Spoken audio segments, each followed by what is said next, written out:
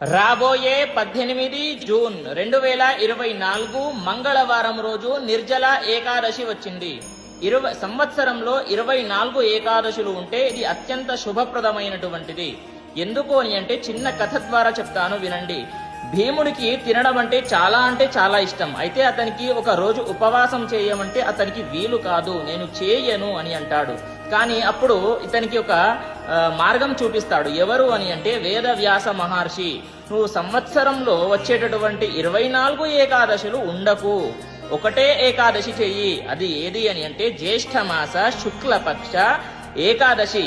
దీన్ని నిర్జల ఏకాదశి అంటారు. ఈ ఒక్క ఏకాదశి చెయ్యి, నీకు సంవత్సరంలో ఎన్ని అయితే ఏకాదశులు వస్తాయో అవన్నీ ఉన్నంత ఫలితం వస్తుంది అని చెప్పేసి చెబుతాడు.